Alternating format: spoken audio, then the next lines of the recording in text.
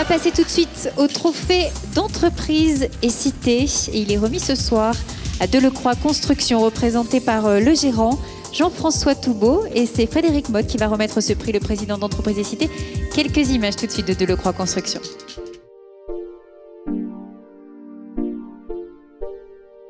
Delecroix Construction, eh bien, nous sommes constructeurs de machines agricoles et aussi de machines pour l'industrie agroalimentaire. On fait à la fois la conception mais aussi la fabrication. On fabrique nos machines en partant pratiquement de zéro. Alors pour l'industrie agroalimentaire, nous fabriquons des machines de découpe pour deux applications très spécifiques, le chou-fleur et le brocoli.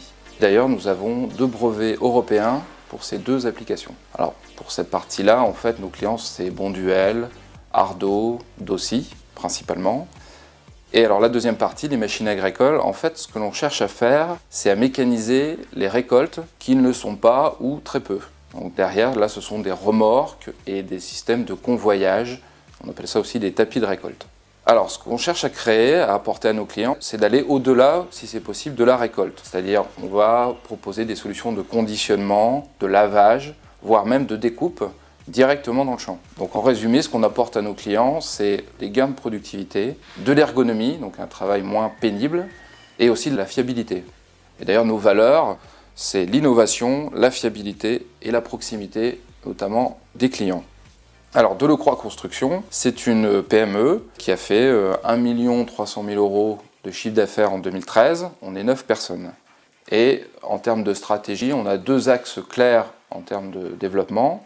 L'innovation, comme je l'ai déjà cité. Par exemple, on a lancé une nouvelle machine l'année dernière pour les melons, alors que jusqu'à présent, on faisait que des applications légumes. Et cette année, on est en train de lancer un projet pour les huîtres. Donc c'est aussi un peu de diversification, mais toujours avec le même esprit d'innovation. Et deuxième axe de développement, en fait, c'est l'export. Notamment, on a 2 brevets européens, donc c'est vraiment pour nous un atout. Et voilà, l'export est en développement en tout cas. Pour ma part, en fait, j'ai repris cette société en janvier 2011, donc maintenant ça fait un peu plus de 3 ans. Le chiffre d'affaires a progressé de pratiquement 50% et on a embauché 3 personnes pendant cette période. Oui. Puis il faut le rappeler, Jean-François Toubeau, bonsoir. Petit rappel, bonsoir, de votre parcours. Vous n'étiez pas du tout dans le secteur. Vous êtes un ancien cadre de chez Michelin, ingénieur dans le pneumatique. Et il y a 3 ans, vous avez pris ce virage fort. C'était un pari osé, un pari réussi, on peut le dire ce soir ? Oui, c'était effectivement osé, mais après tout, je pense que oser, ça fait partie c'est une des caractéristiques classiques des entrepreneurs.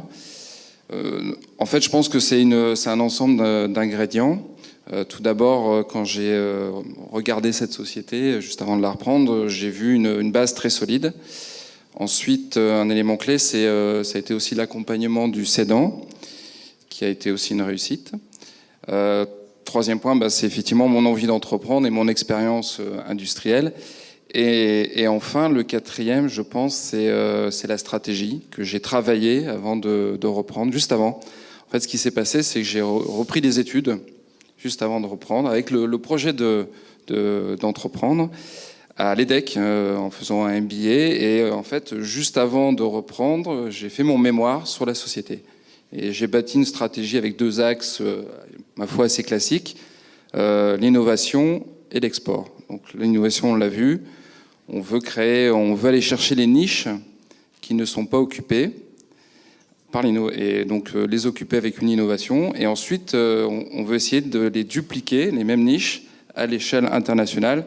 Et peut-être qu'une somme de niches, ça devient un marché intéressant. C'est l'audace de ce chef d'entreprise, Frédéric Motte, que vous avez voulu saluer ce soir. Génial. On l'a dit, un pari osé quand même. C'est absolument bluffant, justement, ce courage de dire, allez, je remets tout et puis je repars sur un nouveau métier. Et donc, c'était vraiment de saluer cette audace.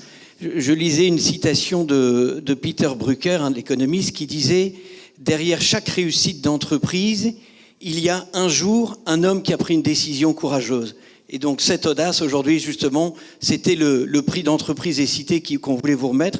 Entreprise et cité, c'était ensemble ce port d'attache, j'avais envie de dire, pour tous les entrepreneurs du territoire, pour se ressourcer, pour se former, pour trouver des conseils et des services. Et donc de mettre à l'honneur l'un des nôtres qui a eu cette audace, c'est un réel plaisir. Bravo.